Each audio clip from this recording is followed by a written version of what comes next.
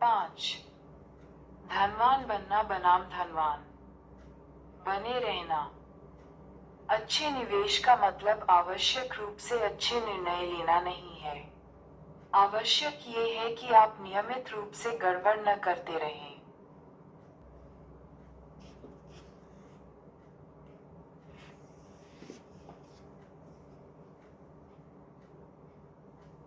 धनवान बनने के लाखों तरीके हैं, और यह कैसे करना है इस पर अनेकों किताबें भी उपलब्ध हैं।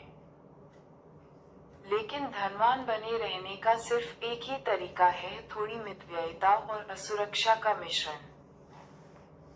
और यह एक ऐसा मुद्दा है जिसके बारे में हम ज्यादा बात नहीं करते। आइए दो निवेशकों की एक छोटी कहानी के साथ शुरुआत करते हैं। उनमें से दोनों ही एक दूसरे को नहीं जानते थे, लेकिन लगभग एक शताब्दी पहले उन दोनों के रास्ते आपस में दिलचस्प रूप से टकराए। जेसी लिवरमो अपने समय के महानतम स्टॉक ट्रेडर थे। उनका जन्म 1877 में हुआ, और जब लोग जानते भी नहीं थे कि ट्रेडिंग क्या है, वे एक पेशेवर ट्रेडर बन गए। 30 वर्ष की उम्र में उनकी संपत्ति मुद्रास्फीति समायोजित होने के बाद $100 मिलियन थी। 1929 में जेसी लिवरमो विश्व के सबसे जाने माने निवेशकों में से एक थे। उस वर्ष स्टॉक मार्केट में आई गिरावट जिसने महामंदी की शुरुआत की, उसने इतिहास में लिवरमो की विरासत को भी सुदृढ़ कर दिया। अक्टूबर 1929 के एक सप्ताह में स्टॉक मार्केट के 1/3 से अधिक मूल्य का सफाया हो गया, जिसके दिनों को बाद में काला सोमवार, काला मंगलवार और काला गुरुवार नाम दिया गया। लिवरमो की पत्नी डोरोथी काफी उड़ई हुई थी जब उनके पति 29 अक्टूबर की शाम को घर पहुंचे। वॉल स्ट्रीट के सट्टेबाजों के आत्महत्या करने की खबरें पूरे न्यूयॉर्क में फैल रही थीं। उन्होंने अपने बच्चों के साथ रोते हुए जेसी का दरवाजे पर स्वागत किया, और उनकी मां इतनी व्याकुल थी कि वे दूसरे कमरे में बंद होकर रो रही थी। जीवनी लेखक टॉम रूबिथॉन के अनुसार जेसी कुछ पलों तक हक्के बक्के होकर वहीं खड़े रहे, ये समझने से पहले कि आखिर हो क्या रहा था।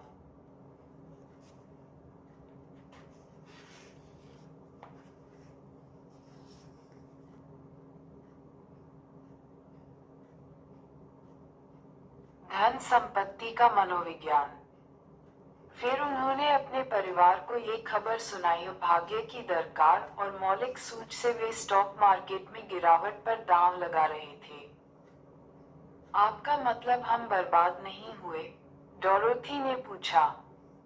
नहीं प्रिय, आज मेरा ट्रेडिंग में सबसे अच्छा दिन था। हम शानदार ढंग से अमीर हो गए हैं और जो भी चाहें वह कर सकते हैं, जेसी ने कहा।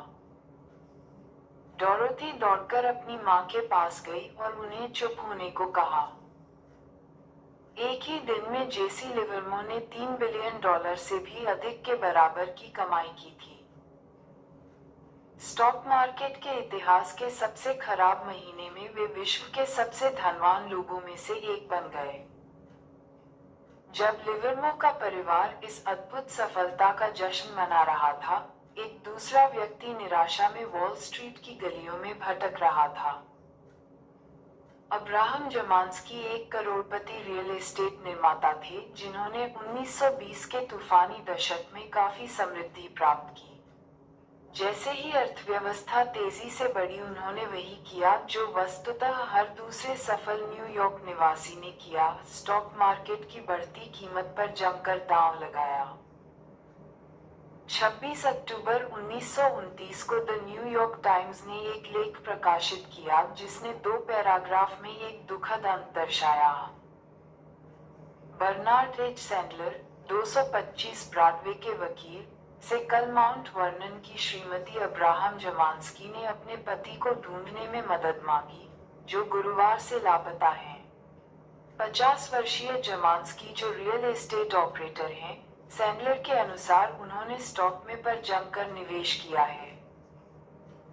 सैंडलर ने कहा कि श्रीमती जमांस्की ने उन्हें बताया कि एक मित्र ने उनके पति को गुरुवार को देर रात वॉल स्ट्रीट में स्टॉक एक्सचेंज के पास देखा था। उनके सूचना देने वाले के अनुसार उनके पति एक टिकर टेप को फाड़कर उसके छोटे छोटे टुकड़ों को फुटपाथ पर बिखेरते हुए ब्रॉडवॉक की ओर जा रहे थे। और वह, जैसा कि हम जानते हैं, अब्राहम जमांस्की का अंत था। यहाँ हम एक अंतर देख सकते हैं। अक्टूबर 1929 की गिरावट ने जेसी लिवरमो को विश्व के सबसे धनवान लोगों में से एक बना दिया। वहीं इसने अब्राहम जमांस्की को बर्बाद कर दिया और शायद उनकी जान भी ले ली।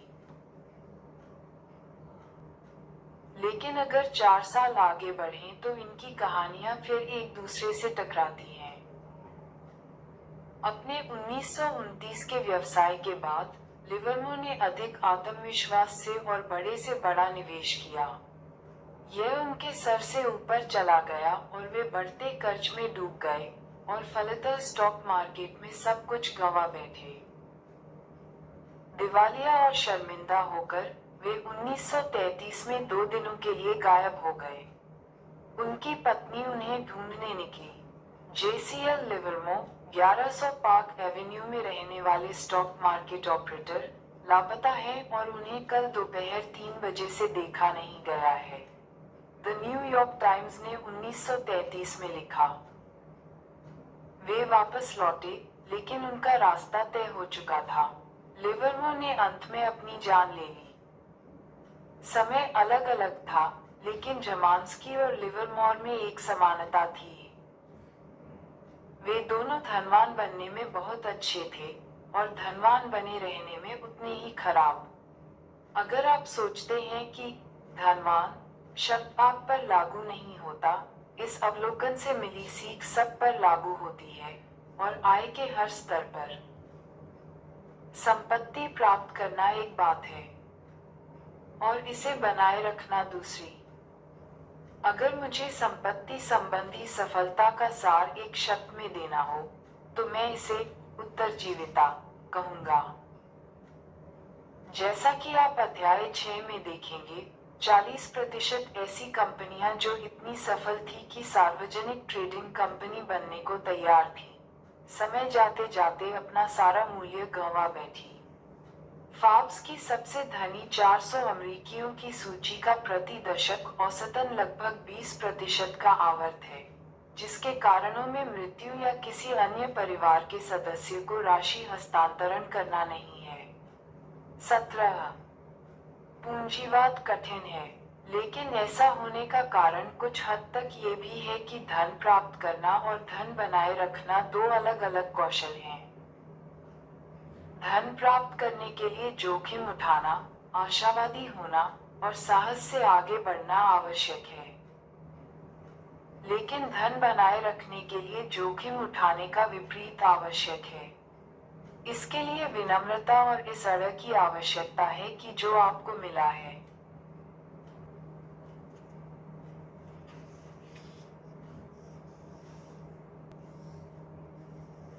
वह उतनी ही जल्दी आपसे छीन भी सकता है। इसके लिए मितव्ययिता और यह मानने की आवश्यकता है कि आपने जो भी कमाया है उसमें कुछ भाग्य के कारण भी है। इसलिए अतीत में मिली सफलता को अनिश्चित काल तक दोहराने पर निर्भर नहीं रहा जा सकता। एक बार चार्ली रोज ने सिक्वोया कैपिटल के अरबपति प्रमुख माइकल मोरित्ज से पूछा कि सिक्वोया को इतनी सफलता कैसे मिली। मोरित्ज ने कहा, दीर्घायु, ये चिन्हांकित करते हुए कि कुछ वीसी कंपनियां 5 या 10 साल तक सफल होती हैं, लेकिन सिक्वोया 4 दशक तक समृद्ध होती रही है। रोज ने पूछा, ऐसा क्यों था? मोरित्ज, मुझे लगता है कि हमें व्यवसाय से बाहर होने का अड़ हमेशा से रहा है। रोज, सच में? तो क्या यह अड़ है? सिर्फ असुरक्षित व्यक्ति ही टिके रहते हैं। मोरित्ज, ये काफी हद तक सच है। हम मानते हैं कि आने वाला कल बीते हुए कल जैसा नहीं होगा। हम अपनी ख्याति पर निर्भर होकर नहीं रह सकते। हम लापरवाह नहीं हो सकते। हम यह नहीं मान सकते कि अतीत की सफलता भविष्य की समृद्धि में परिवर्तित होती है। यहाँ पर भी उत्तरजीविता, न तो विकास, न बुद्धि और न ही अंतर्दृष्टि, लंबे समय तक जमे रहने की योग्यता, बिना मिटे और बिना हार मानने पर मजबूर होने के, यही सबसे अधिक मायने रखता है। यह आपकी कार्यनीति की आधारशिला होनी चाहिए, फिर बात चाहे निवेश की हो या आपके करियर या व्यवसाय की। उत्तरजीविता मानसिकता संपत्ति के मामले में इतनी आवश्यक क्यों है? इसके दो कारण हैं। पहला प्रत्यक्ष है, कुछ लाभ इतने बड़े होते हैं कि उनके लिए मिट जाना भी योग्य है। दूसरा, जैसा कि हमने अध्याय 4 में देखा, कंपाउंडिंग का प्रति अंतःप्रज्ञात्मक गणित है। कंपाउंडिंग तभी काम करती है यदि आप किसी संपत्ति को वर्षों तक विकसित होने के लिए छोड़ दें। ये बिल्कुल ब्लूथ के वृक्षों को उगाने जैसा है। 1 साल के विकास में कुछ खास उन्नति नहीं दिखती, 10 साल का विकास अर्थपूर्ण अंतर दिखा सकता है, और 50 साल का समय कुछ पुनर्तः असाधारण रच सकता। लेकिन उस असाधारण विकास को प्राप्त करने और बनाए रखने के लिए उन सभी अप्रत्याशित उतार चढ़ाव से गुजरकर बचे रहना आवश्यक है, जिन्हें हर व्यक्ति अनिवार्य रूप से कभी न कभी अनुभव करता ही है। हम ये समझने में कई साल लगा सकते हैं कि वॉरेन बफे ने निवेश प्रतिफल कैसे कमाए। उन्होंने सर्वश्रेष्ठ कंपनियों, सबसे सस्ते स्टॉक और सर्वश्रेष्ठ प्रबंधकों को कैसे ढूंढा। ये कठिन है। इससे कम कठिन और अधिक महत्वपूर्ण ये जानना है कि उन्होंने क्या नहीं किया। वे ऋण के नीचे नहीं दबे। उन्होंने अपने जीवन काल की उन 14 मंदियों के दौरान घबराकर स्टॉक नहीं बेचे। उन्होंने अपनी व्यवसाय प्रतिष्ठा को दूषित नहीं किया। उन्होंने खुद को किसी एक कार्यनीति, किसी एक वैश्विक नजरिए या गुजरते प्रचलन से नहीं जोड़ा। वे दूसरों के धन पर कभी आश्रित नहीं हुए। सार्वजनिक कंपनियों के द्वारा निवेश करने के कारण निवेशक अपनी राशि नहीं निकाल सकते थे। उन्होंने खुद को अक्रियाशील नहीं होने दिया और न ही हार मानी या सेवानिवृत्त। वे टिके रहे। उत्तरजीविता ने उन्हें दीर्घायु प्रदान की, और दीर्घायु 18 वर्ष से 89 वर्ष की आयु तक लगातार निवेश ने कंपाउंडिंग द्वारा अद्भुत परिणाम दिए। उनकी सफलता का वर्णन करते हुए यह एक पहलू सबसे अधिक मायने रखता है। आपको ये दिखाने के लिए कि मैं क्या कहना चाह रहा हूँ, आपको रिक गुएरिन की कहानी सुननी होगी। आपने संभवतः वॉरेन बफे और चार्ली मुंगेर की निवेश जोड़ी के बारे में सुना होगा। लेकिन 40 वर्ष पहले इस समूह में एक तीसरा सदस्य भी था, रिक गुएरिन। वॉरेन, चार्ली और रिक ने साथ मिलकर निवेश किए और व्यवसाय प्रबंधकों के साक्षात्कार किए। फिर रिक जैसे कहीं गायब हो गया, कम से कम बफेट और मुंगेर की सफलता की तुलना में। निवेशक मोहनीश पबराई ने एक बार बफेट से पूछा था कि आखिर रिक को क्या हुआ। मोहनीश याद करते हुए कहते हैं, वॉरेन ने कहा, चार्ली और मैं हमेशा जानते थे कि हम बहुत धनवान बनेंगे। हम धनवान बनने की जल्दी में नहीं थे, हमें पता था कि ऐसा होगा। रिक भी हमारे बराबर ही होशियार था, बस वह जरा जल्दी में था।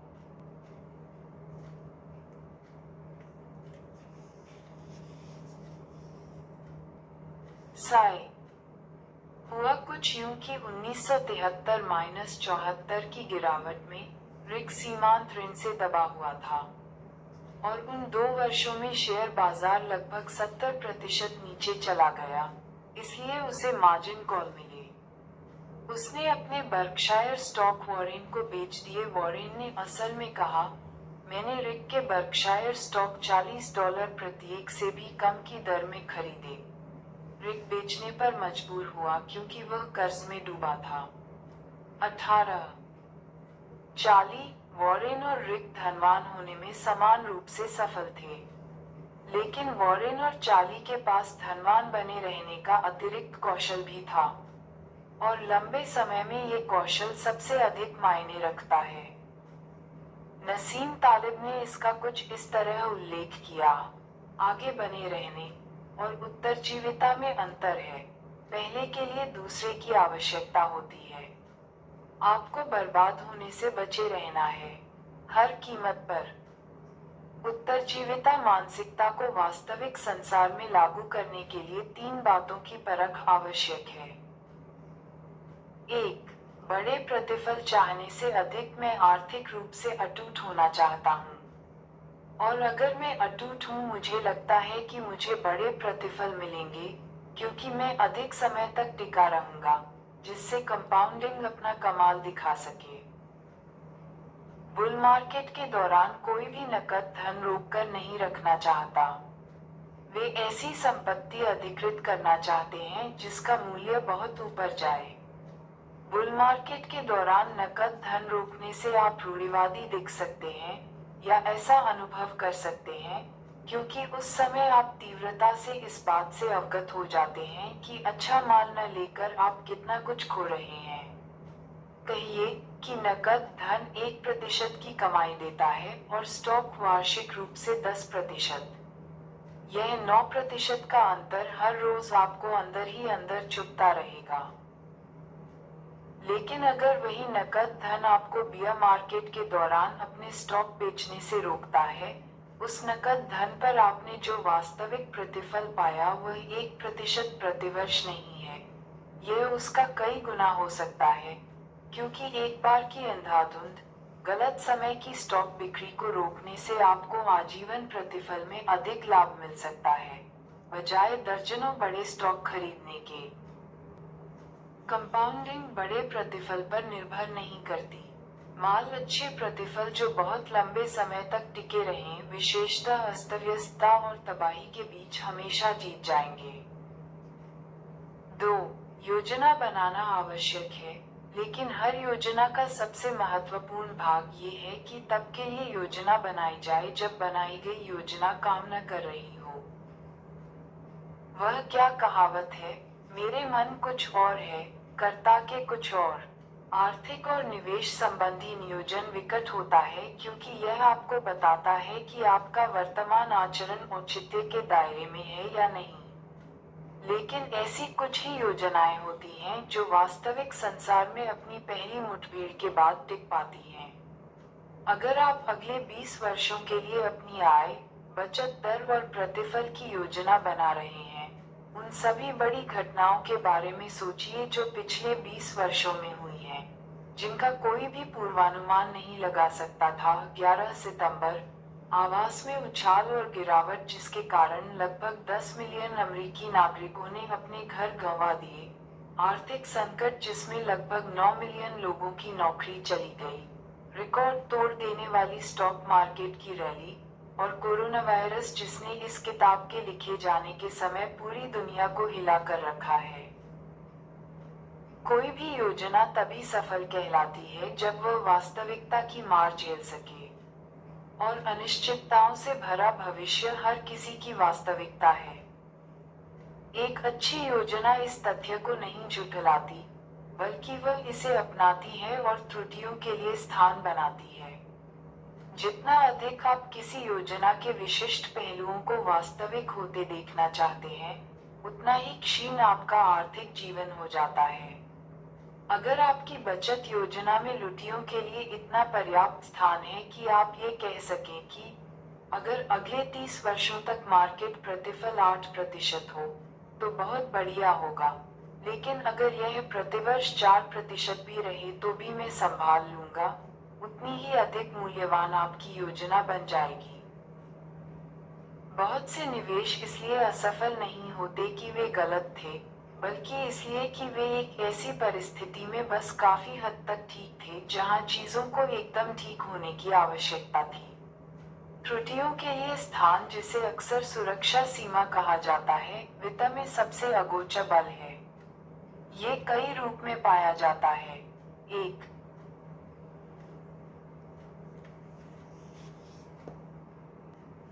मितव्ययी बजट, नस्य सोच और एक अबध समय रेखा कुछ भी जो आपको विभिन्न नतीजों के साथ सुखपूर्वक रहने दे। ये रूढ़िवादी होने से अलग है। रूढ़िवादी होने का मतलब जोखिम के एक निश्चित स्तर से दूर रहना है। सुरक्षा सीमा का मतलब जोखिम के एक स्तर पर अपनी उत्तरजीविता की संभावना को बढ़ाकर सफल होने की संभाव्यता को बढ़ाना है। और इसका जादू कुछ ऐसा है कि जितनी अधिक आपकी सुरक्षा सीमा होगी, उतनी ही कम अनुकूल परिणाम हासिल करने की आपकी अत्यावश्यकता। 3. एक संतुलित व्यक्तित्व जो भविष्य को लेकर आशावादी हो, लेकिन भविष्य में पहुंचने के लिए रास्ते में आने वाली अड़चनों को लेकर आशंकित अत्यावश्यक है। आशावाद आमतौर पर इस धारणा के रूप में परिभाषित किया जाता है कि सब अच्छा होगा, लेकिन यह परिभाषा अधूरी है। विवेकपूर्ण आशावाद एक ऐसी धारणा है कि सहयोगानुपात आपके पक्ष में है, और चाहे बीच में कितनी भी विपत्ति का सामना करना पड़े, अंत में समय के साथ सब संतुलित होकर अच्छे परिणाम निकलेंगे। बल्कि आप ये जानते हैं बीच में विपत्ति तो आएगी ही। आप इस बात को लेकर आशावादी हो सकते हैं कि दीर्घकालिक विकास की वक्र रेखा सही रूप से ऊपर की ओर जा रही है, लेकिन समान रूप से अवगत भी कि अब और तब के बीच का रास्ता बारूदी सुरंगों से भरा है और हमेशा भरा रहेगा। ये दो बातें परस्पर अनन्य नहीं हैं। यह अवधारणा कि दीर्घकाल में कुछ उन्नत हो सकता है भले ही लघु काल में हास्यास्पद लगे, ये सहजज्ञ नहीं है, लेकिन जीवन में अधिकतर चीजें ऐसे ही काम करती हैं। 20 की उम्र तक एक औसत व्यक्ति अपने मस्तिष्क के लगभग आधे अंतर्ग्रथनी संयोजन खो देता है, जो 2 वर्ष की उम्र में उसके मस्तिष्क में थे। जैसे जैसे अप्रभावी और अनावश्यक तंत्रिका पथ साफ होते जाते हैं। लेकिन एक औसत 20 वर्षीय व्यक्ति एक औसत 2 वर्षीय बच्चे की तुलना में अधिक होशियार होता है। प्रगति के साथ विनाश न सिर्फ संभव है, बल्कि यह अधिकता से छुटकारा पाने का एक प्रभावी तरीका भी है। कल्पना कीजिए यदि आप एक बच्चे के माता या पिता हैं और आप अपने बच्चे के मस्तिष्क के अंदर देख पाएं। हर सुबह आप पाएंगे कि बच्चे के मस्तिष्क में अंतर्ग्रथनी संयोजन कम होते जा रहे हैं। आप घबरा जाएंगे। आप कहेंगे, ये ठीक नहीं है, यहाँ तो क्षति और विनाश हो रहा है। हमें व्यवधान की आवश्यकता है। हमें डॉक्टर से मिलना होगा, लेकिन आप ऐसा नहीं करते। जो आप देख रहे हैं वह प्रगति का आम रास्ता है। अर्थव्यवस्था, मार्केट और करियर भी इसी प्रकार के पथ पर चलते हैं, क्षति के बीच विकास। पिछले 170 वर्षों में यूएस अर्थव्यवस्था का प्रदर्शन कुछ इस प्रकार रहा। वास्तविक प्रति व्यक्ति सकल घरेलू उत्पाद। लेकिन क्या आप जानते हैं इस अवधि में क्या हुआ? आखिर कहां से शुरू? 9 बड़े युद्ध लड़ते हुए 1.3 बिलियन अमरीकी मारे गए। कुल स्थापित की गई कंपनियों में से लगभग 99.9% बंद हो गई। 4 यूएस राष्ट्रपतियों की हत्या कर दी गई। मात्र एक वर्ष में लगभग 675,000 अमरीकी फ्लू महामारी में मारे गए। 30 अलग अलग प्राकृतिक आपदाओं में से प्रत्येक में कम से कम 400 अमरीकी नागरिकों की मृत्यु हुई। 33 मंदियां कुल मिलाकर 48 वर्ष तक चली। उन मंदियों में से किसी एक का भी पूर्वानुमान करने वालों की संख्या 0 रही। स्टॉक मार्केट में किसी हाल ही की ऊंचाई से कम 102 बार 10% से अधिक की गिरावट आई। कम से कम 12 बार स्टॉक्स के मूल्यों में 1/3 की गिरावट आई। 20 अलग अलग वर्षों में वार्षिक मुद्रास्फीति 7% से पार हुई।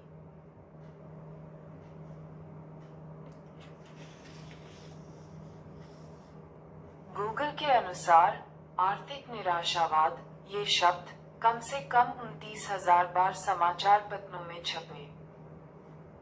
इन 170 वर्षों में हमारा जीवन स्तर लगभग 20 गुना बढ़ा है, लेकिन मुश्किल से ऐसा कोई दिन गुजरा होगा जिसमें निराशावाद के लिए ठोस कारण न हो।